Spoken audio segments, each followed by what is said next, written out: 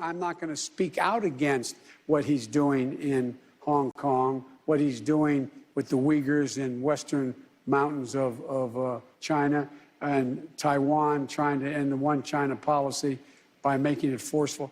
But it's much more complicated than that. I shouldn't have tried to talk China policy in 10 minutes on television. All right, well, joining us now is the former Secretary of State and distinguished fellow of the Hudson Institute, Secretary Mike Pompeo. Mr. Secretary, welcome back to the show. Sean, it's great to be with you again. I hope you're doing well. I am, thank you. You're yourself as well. Well, you just heard the president. He says can't really break this thing down in 10 minutes or less. I'll let you do your very best here. What are your first impressions about how the Biden administration is handling its foreign policy? Well, Sean, look, it's still early. I want to give them every opportunity to get it right. But what I have seen so far, what I have heard so far, suggests a very muddled understanding of what led to so many successes that our administration had. Right? When you're tough, when you're strong, when you establish deterrence, then securing American freedom is possible to do. But whether it's China or Iran or threats from malign actors in other parts of the world, terrorist organizations, what they understand is strength. They understand a leader who's prepared to do the right thing to secure American freedom every day and always. It's what we did. It's what we worked so hard on, and we made America safer and more prosperous during our 4 years. And I hope this administration won't throw that all away just because, well, it was from another administration. They ought to continue to build on the good work that we did to secure American freedom. And if they do, we'll all be happy with the direction that they take. You talk about that work that you did. You also made tremendous amount of progress in the Middle East, specifically with the Abraham Accords. Are you concerned that this administration is going to undo that progress that you made? The work in the Middle East had many pieces. The Abraham Accords were the ultimate fruit of all the good work that our administration did. I do worry. I do worry that an administration that wants to coddle the regime in Iran, wants to hug them close and appease them.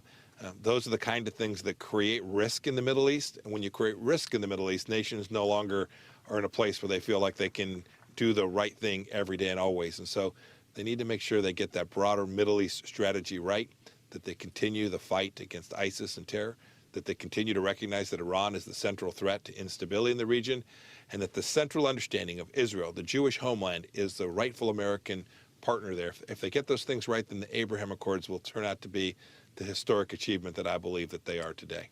Yeah, I can't understate how much progress and what you guys accomplished in the Middle East. This idea of peace was something that everyone said was elusive, and you guys did it in a way that no one said could be done, and I think that is a legacy piece of the Trump foreign policy. But speaking of the Middle East, Mr. Secretary, President Biden signaled he wants to get us back into this ridiculous Iran nuclear agreement. Iran has frankly been flouting its capabilities. It's been saying that the U.S. needs to undo the sanctions before it comes back to the table. Does their sort of strategy when it comes to Iran concern you? It concerns me a great deal. It's why President Trump very quickly convened a strategy effort, and we put together a plan that put real pressure on the regime. And now they're about to throw that all away in exchange for what appears to be almost nothing. You saw, Sean, you saw the other day, the Iranians have begun to test this administration. They've announced that they're not going to allow inspections. They took a strike through Shia militia proxies in Iraq. The Iranians understand one thing. They understand strength. They understand deterrence. They understand a leader who's prepared to put real pressure on them. If we show weakness and if we're prepared to take a deal at any cost, we'll get a really crappy deal again. And frankly, American security can't afford that. Stability in the Middle East will be destroyed, and the threat to Israel will be real. You know, last week Biden spoke at the Munich conference where he said that the U.S. is back. He's saying that a lot lately. But France's president, Emmanuel Macron, and Germany's Chancellor, Angela Merkel, didn't seem too enthusiastic about those comments. What do you make of their response? So I saw that. The story that we were told all the time was, goodness gracious, the president's desire and our administration's efforts to make sure that NATO was stronger by each and every one of those countries doing the right thing to defend themselves. That was somehow a tension, a friction between the United States and Europe. But of course, what you saw this week belies that. This is a Europe that in too many times isn't prepared to do the right thing to secure its own freedom. I think this administration will come to see that. The approach we took was the right one. We want a strong NATO. We want a strong European defense system, but it can't be the case that America is going to carry this alone.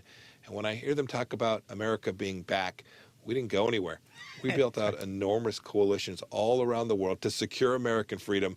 And I hope that they will see some of that when they get in there and they get a chance to take a look. It was really good work, important work, and it made America more prosperous and much stronger than it was when we came into office. Yeah, I can't understate how much you guys accomplished when it came to foreign policy, both in terms of the Middle East, as you mentioned, being tough on countries around the world, standing up to China. There was so much that was undone, and I think your comments are so well taken that don't undo this just because it was Donald Trump or another party. We made real progress. Mr. Secretary, I'd like you to stick around to kick off our series on religious liberty, if you'll do so. I'd love to do that, Sean. Thank you. All right. Well, stick around, folks. We'll be right back with Secretary Mike Pompeo.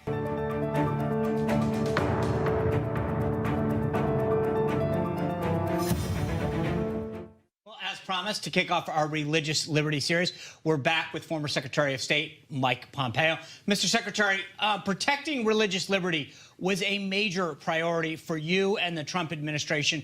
What do you consider your greatest accomplishments as Secretary of State when it comes to defending religious freedoms and advancing those protections? Sean, we made this a real priority for our administration and for America. And the greatest thing we did was we were unabashed about talking about that all around the world and build out other nations that were working alongside of us to do this really important mission to protect every human being's fundamental right to practice their faith, and if they have no faith, to be able to live in that way too. We understood that preserving human dignity and the capacity for Christians or Jews or Muslims around the world to practice their faith in the way they wanted to was important. And so we unabashedly went around the world and talked to other countries about how that made their nation stronger, how it was the right thing to do. I met with church leaders all across the globe. Every time I traveled, I tried to meet with religious leaders in their country because it made those countries stronger. It made our relationship with that nation better, and thereby made America more secure and America stronger. This is something I'm incredibly passionate about. It's something our administration worked tirelessly on, and we advanced this cause in tremendous ways. And I'm counting on this next administration to continue that effort. I want to play a sound from you, a recent comment that President Biden said at the CNN town hall last week about how President Xi Jinping of China is handling the Uyghur Muslims. Here's what he said. Listen. Culturally, there are different norms in each country, and their leaders are expected to follow. All right, right before you left the administration, you declared China's treatment of the Uyghurs as a genocide. And it seems like this administration might be taking a different approach regarding that issue. What does that signal to you? Well, Secretary Blinken concurred with the determination I made. He said, too, that he thought this was genocide. And for those folks watching, what's taking place in Western China today is of historically abhorrent proportions, forced abortions, forced sterilizations. It is truly tragic the way they are treating all of the minorities in that region, not just the Uyghur minorities there. But we've seen this in China as well. We've seen Christians persecuted all across the country. When I saw the president make that statement the other night, it was disheartening to watch someone just slough this off as just a change or a difference in cultural norms. What's happening here is the most fundamental violation of basic human rights, and the world has a responsibility to stand up to that.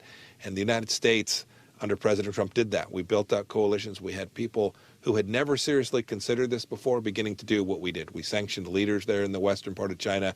We put real burdens on any business that wanted to trade with those people who were using slave labor to build out their products. They're shipping all across the world.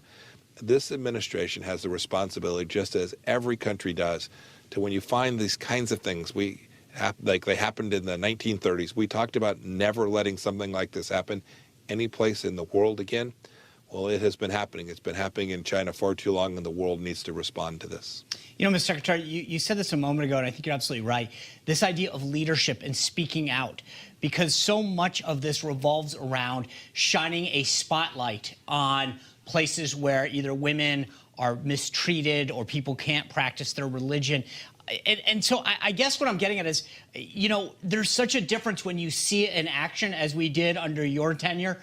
that I'm worried that it's not going to get the attention it deserves based on these early moves, whether it's the Mexico City policy or the comment that Lindsay just pointed out that he said at the town hall. What are those like early signals we should be looking for to see if they're going to continue the leadership and spotlight kind of attention that was so prominent under your tenure in President Trump's administration?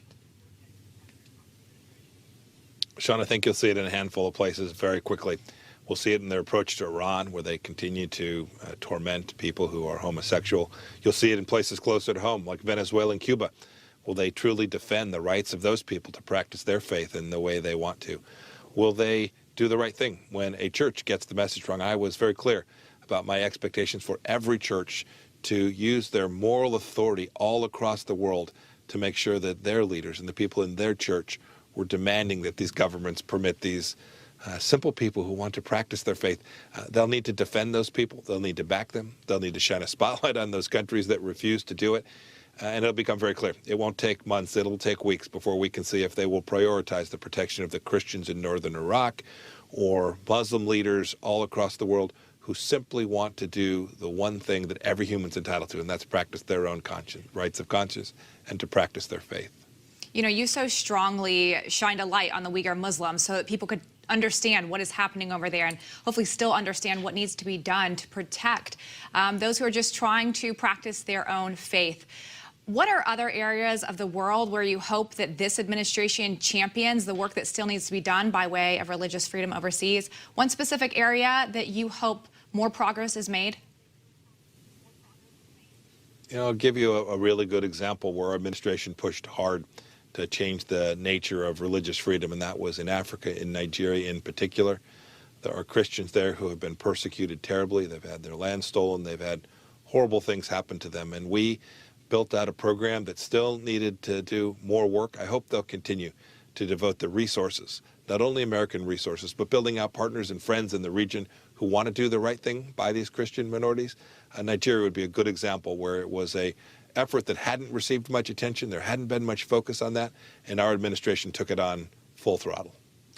You know, Mr. Secretary, you keep pointing this out, and it's amazing that as Americans, you're right, we go to church when and where we want, whether that's Sunday or another day during the week, we practice the religion or don't. But there are so many places in the world where you can't do that. You know, they huddle, they read things in the cloak of darkness because the government won't allow that to do.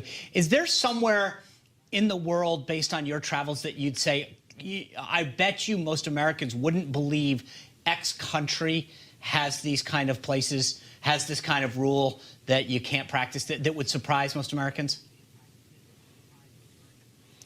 You know, I think Americans would be surprised at how blessed we are and that our founders got this right. And frankly, I think we'd all be a little bit surprised at how few people have the enormous glory that we have of a protection from a Constitution that gives us this opportunity. So even in pockets, in places in Africa and in Southeast Asia, there are enormous restrictions on the capacity for individuals to practice their own rights of conscience. I know there's good works being done. This isn't political. I hope these efforts will continue. Our State Department built out something. We brought leaders all across the world together every year for the first years of our administration. And we built that, we called it Religious Freedom Ministry. We just brought people together from every faith, and we worked on this problem set all across the world. I hope your viewers will continue to demand that our government do this, and those watching around the world will come to see this is the right thing for the world as well. I hope so, because the progress that you and the Trump administration made advancing religious freedom is something that we need to continue to forge ahead on and definitely not slide backwards on. Mr. Secretary, thank you for joining us, but more importantly, thank you for the causes that you advanced and the progress that you made during your tenure as Secretary of State. Thank you, Sean. Thank you both so much. You all have a good evening.